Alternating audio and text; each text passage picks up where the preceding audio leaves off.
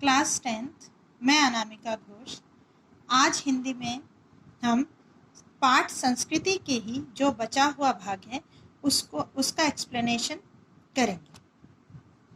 पूर्व और नूतन का जहाँ मेल होता है वही उच्च संस्कृति की उपजाऊ भूमि है। ऋग्वेद के पहले ही सूक्त में कहा गया है कि नए और पुराने ऋषि दोनों ही ज्ञान रूपी अग्नि की उपासना करते हैं। यही अमर सत्य है। कालिदास ने गुप्त काल की स्वर्णयुगीन भावना को प्रकट करते हुए लिखा है कि जो पुराना है वह केवल इसी कारण अच्छा नहीं माना जा सकता और जो नया है उसका भी इसीलिए तिरस्कार करना उचित नहीं है। इसमें लेखक कहते हैं कि संस्कृति की उपजाऊ भूमि वही है जहाँ पूर्व और नूतन का मेल होता है। संस्कृति वही सबसे बेहतर है जो प्राचीन विचारों और नवीन विचारों को मेल कर बना। ऋग्वेद में भी कहा गया है कि नए और पुराने ऋषि जैसे भी हैं वो ज्ञान रूपी अग्नि की उपासना करते हैं। वो दोनों ही ज्ञानी हैं। कालिदास ने भी यही अपनी भावना प्रकट की है कि जो पुराना है केवल वही सोचकर हम उसे नेग्लेक्ट या तिरस्कार वो अच्छा है ये नहीं कह सकते, और नया है जो प्राचीन लोग होते हैं, जो पुरानी पीढ़ी के लोग होते हैं, वो केवल नई पीढ़ी को दोष देते हैं कि वो नया है, कुछ अरे ये तो नए लोग हैं, ये नए विचारों के हैं, ये अच्छा नहीं है, हमारे ज़माने में सब अच्छा था। इसीलिए कालिदास कहते हैं कि पुराना केवल इसीलिए अच्छा नहीं है कि वो पुराना है, और नया केवल इसीलिए तिरस्कार मतलब उसको नेग्लेक्ट नहीं करना चाहिए कि वो नया है। नए और पुराने दोनों में ही अच्छाइयाँ हैं। बुद्धिमान दोनों को कसौटी में कसकर किसी एक को अपनाते हैं। जो बुद्धिमान व्यक्ति होते हैं वह दोनों ही विचारों को पहले सोचते हैं, उस पर विचार करते हैं, फिर अपनाते हैं। पुराने समय के जो विचार हैं वे तो अनेक प्रकार के हैं। कौन ऐसा है जो भली भांति प्रकार की परीक्षा किए बिना अपने मन को उधर जाने देगा, अथवा जो स्वयं विचार करने में आलसी है वह किसी निश्चय पर नहीं पहुंच पाता। जिसके मन में सही निश्चय करने की बुद्धि है उसी के विचार प्रसन्न और साफ सुथरे रहते हैं। जो यह सोचता है कि पहले आचार्य और धर्मगुरु जो कहे गए सब सच्चा है, उनकी सब बात सफल है और मेरी बुद्धि या विचार शक्ति टुटपुंजिया है, ऐसा बाबा वाक्य प्रमाण के ढंग से सोचने वाला मनुष्य केवल आत्महनन का मार्ग अपनाता है। जो व्यक्ति, लेखक कहते हैं कि पुराने विचार अनेक प्रकार के होते थे। पुराने समय में जो विचार होते थे सब मनुष्यों ने उसका मूल्यांकन नहीं किया है। ऐसे भी आलसी लोग हैं जो केवल पुराने विचार सोचकर ही उसको मान लेते हैं कि वो अच्छा है। ऐसे लोग आत्महनन के मार्ग पर जाते हैं, मतलब उनकी उन्नति नहीं होती है। हर एक विचार हम ईश्वर ने बुद्धि दी है। बुद्धि के बल पर हम मनुष्यों को हर विचार को एक अपने ढंग से या अपने बुद्धि से उसका मूल्यांकन करना चाहिए, फिर उसे मानना चाहिए। मनुष्य के चरित्र मनुष्यों के कारण स्वयं मनुष्य द्वारा ही निश्चित किए गए थे।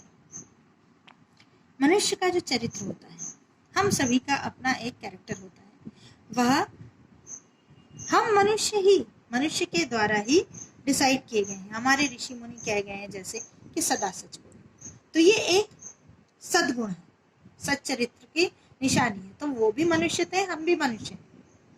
तो निश्चित जो किया गया है, जो भी हमारे लिए अच्छा कहा गया है कि ये अच्छा है, वो मनुष्यों द्वारा ही निश्चित किया गया है, उसको भी हमें परखना चाहिए। यदि कोई बुद्धि का आलसी या विचारों का दरिद्री बनकर हाथ में पतवार लेता है तो कभी उन चरित्रों का पार नहीं पा सकता जो अथाह है और जिनका अंत नहीं। हर विचार जो हमारे प्राचीन ऋषि मुनि कह गए हैं उसको वेद वाक्य मानकर बैठे रहना भी ठीक नहीं है।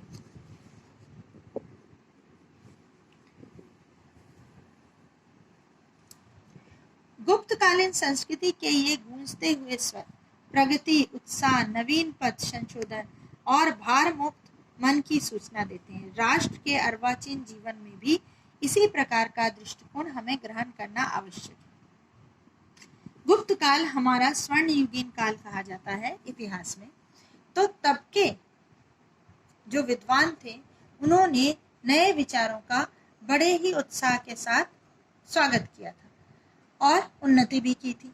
आज अगर हम गुप्त काल के विचारों को लेकर बैठेंगे तो हमें मुश्किल होगी, क्योंकि उस समय की परिस्थितियां और आज की परिस्थितियों में काफी अंतर है। नए और पुराने के संघर्ष में इस प्रकार का सुलझा हुआ और साहसपूर्ण दृष्टिकोण रखना आवश्यक है। किस प्रकार का? कि कुषाण युग के आरंभ की मानसिक स्थिति का परिचय देते हुए महाकवि अश्वघोष ने तो यहाँ तक कहा था कि राजा और ऋषियों के उन आदर्श चरित्रों को जिन्हें पिता अपने जीवन में पूरा नहीं कर सके, उन्हें पुत्र ने कर दिखाया। राज्ञां ऋषिणा चरितानि तानि कृतानि पुत्रैर कृतानि पूर्वे। यहाँ महाकवि अश्वघोष कुषाण युग में कह चुके हैं कि जो राजा और ऋषि आदर्श चरित्रों को पूरा नहीं कर पाते, उन्हीं आदर्शों को लेकर एक पुत्र उन कार्यों को और भली भांति पूर्ण करता है। अर्थात नए विचारधारा के लोग पुराने विचारधाराओं की अच्छी बातों को और सुंदर तरीके से पेश कर सकते हैं।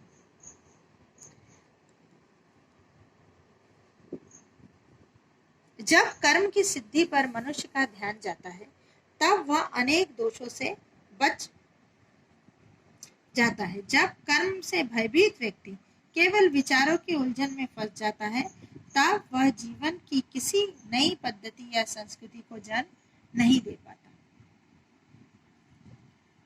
हम जो भी व्यक्ति कर्म करता है, हर एक व्यक्ति कर्म करता है, तो लेखक कह रहे हैं कि कर्म से भयभीत नहीं होना है कि हम गलत कर रहे हैं, अब हमें ईश्वर दंड देगा।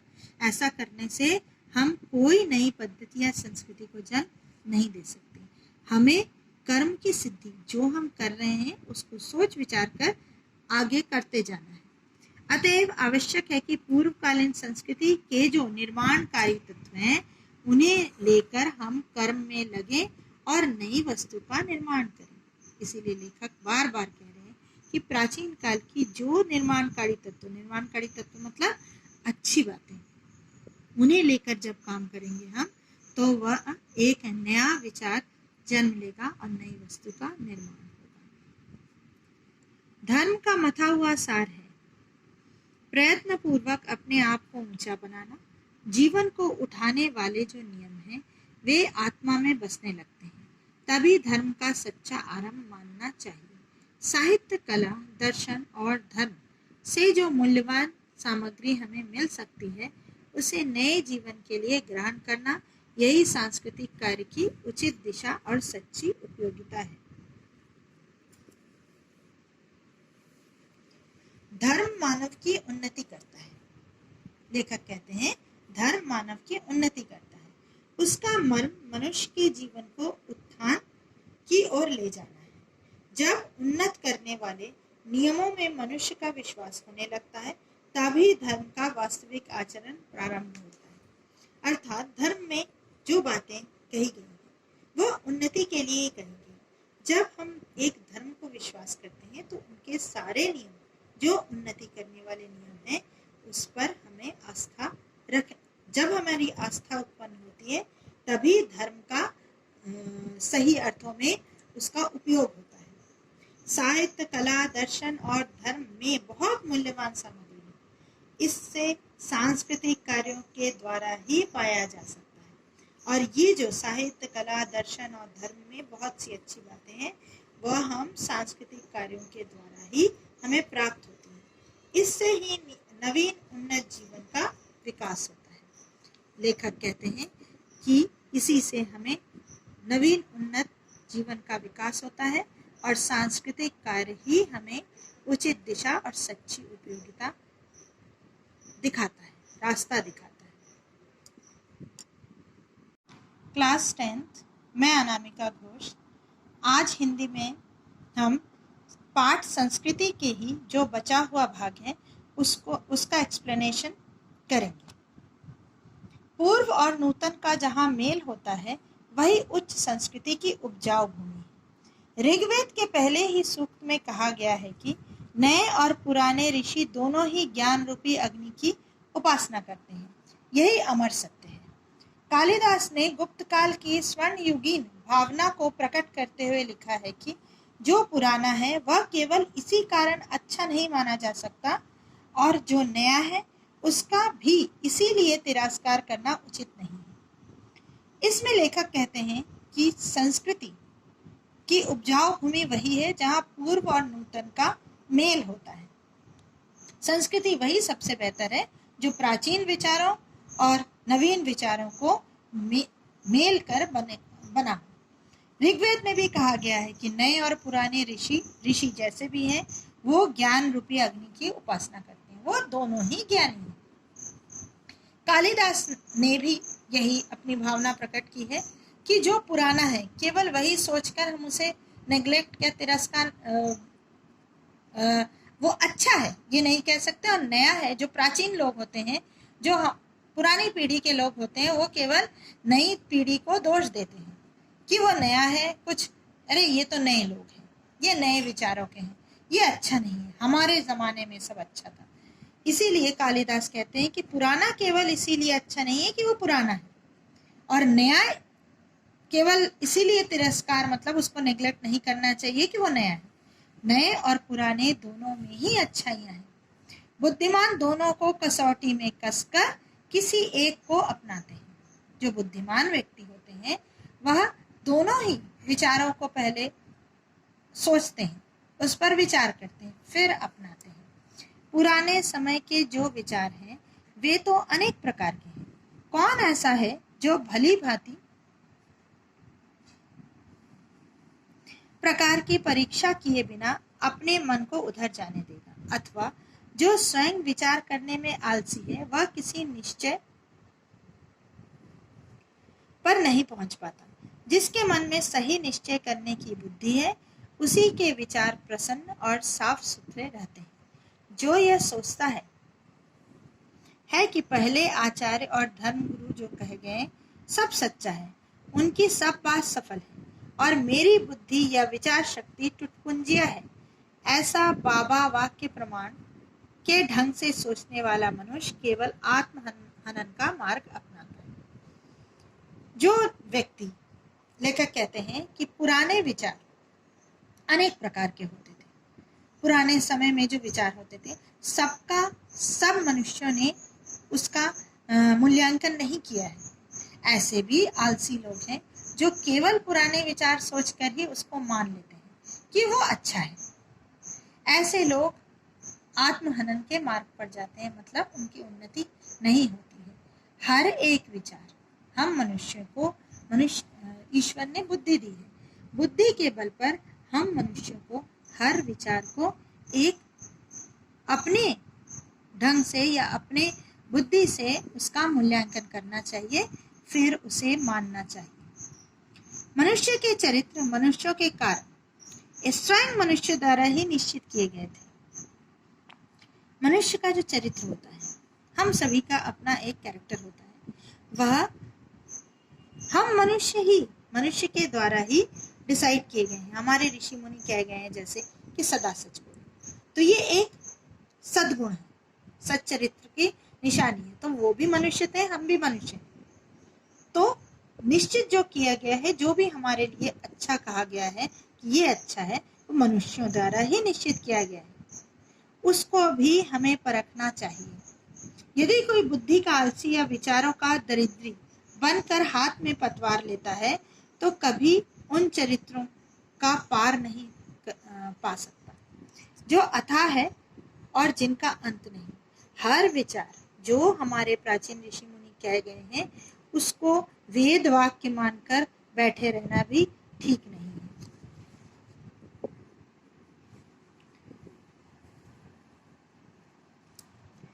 गुप्तकालीन संस्कृति के ये गूंजते हुए स्वर प्रगति, उत्साह, नवीन पद संशोधन और भार मुक्त मन की सूचना देते हैं। राष्ट्र के अर्वाचीन जीवन में भी इसी प्रकार का दृष्टिकोण हमें ग्रहण करना आवश्यक है। गुप्त काल हमारा स्वर्ण युगीन काल कहा जाता है इतिहास में। तो तब के जो विद्वान थे उन्होंने नए विचारों का बड़े ही उत्साह के साथ स्वागत किया था और उन्नति भी की थी। आज अगर हम गुप्त काल के विचारों को लेकर बैठेंगे तो हमें मुश्किल होगी, क्योंकि उस समय की परिस्थितियां और आज की परिस्थितियों में काफी अंतर है। नए और पुराने के संघर्ष में इस प्रकार का सुलझा हुआ और साहसपूर्ण दृष्टिकोण रखना आवश्यक है। किस प्रकार का? कि कुषाण युग के आरंभ की मानसिक स्थिति का परिचय देते हुए महाकवि अश्वघोष ने तो यहाँ तक कहा था कि राजा और ऋषियों के उन आदर्श चरित्रों को जिन्हें पिता अपने जीवन में पूरा नहीं कर सके, उन्हें पुत्र ने कर दिखाया। राज्ञां ऋषिणां चरितानि तानि कृतानि पुत्रैर कृतानि पूर्वे। यहाँ महाकवि अश्वघोष कुषाण युग में कह चुके हैं कि जो राजा और ऋषि आदर्श चरित्रों को पूरा नहीं कर पाते, उन्हीं आदर्शों को लेकर एक पुत्र उन कार्यों को और भली भांति पूर्ण करता है। अर्थात नए विचारधारा के लोग पुराने विचारधाराओं की अच्छी बातों को और सुंदर तरीके से पेश कर सकते हैं।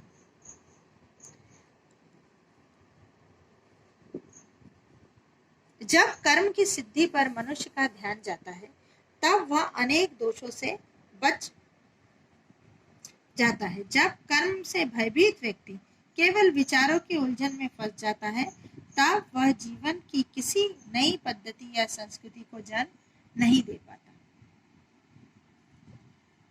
हम जो भी व्यक्ति कर्म करता है, हर एक व्यक्ति कर्म करता है, तो लेखक कह रहे हैं कि कर्म से भयभीत नहीं होना है कि हम गलत कर रहे हैं, अब हमें ईश्वर दंड देगा। ऐसा करने से हम कोई नई पद्धति या संस्कृति को जन्म नहीं दे सकते। हमें कर्म की सिद्धि जो हम कर रहे हैं उसको सोच विचार कर आगे करते जाना है। अतएव आवश्यक है कि पूर्वकालीन संस्कृति के जो निर्माणकारी तत्व हैं, उन्हें लेकर हम कर्म में लगे और नई वस्तु का निर्माण करें। इसीलिए लेखक बार बार कह रहे हैं कि प्राचीन काल की जो निर्माणकारी तत्व मतलब अच्छी बातें, उन्हें लेकर जब काम करेंगे हम, तो वह एक नया विचार जन्म लेगा और नई वस्तु का निर्माण होगा। धर्म का मथा हुआ सार है प्रयत्न पूर्वक अपने आप को ऊंचा बनाना। जीवन को उठाने वाले जो नियम हैं, वे आत्मा में बसने लगते हैं, तभी धर्म का सच्चा आरंभ मानना चाहिए। साहित्य, कला, दर्शन और धर्म से जो मूल्यवान सामग्री हमें मिल सकती है, उसे नए जीवन के लिए ग्रहण करना, यही सांस्कृतिक कार्य की उचित दिशा और सच्ची उपयोगिता है। धर्म मानव की उन्नति करता है। लेखक कहते हैं धर्म मानव की उन्नति करता है। उसका मर्म मनुष्य के जीवन को उत्थान की ओर ले जाना है। जब उन्नत करने वाले नियमों में मनुष्य का विश्वास होने लगता है, तभी धर्म का वास्तविक आचरण प्रारंभ होता है। अर्थात धर्म में जो बातें कही गई हैं, वो उन्नति के लिए ही कही गई। जब हम एक धर्म को विश्वास करते हैं, तो उनके सारे नियम जो उन्नति करने वाले नियम हैं, उस पर हमें आस्था रखें। जब हमारी आस्था उत्पन्न होती है, तभी धर्म का सही अर्थों में उसका उपयोग होता है। साहित्य, कला, दर्शन और धर्म में बहुत मूल्यवान सामग्री है। इससे सांस्कृतिक कार्यों के द्वारा ही पाया जा सकता है।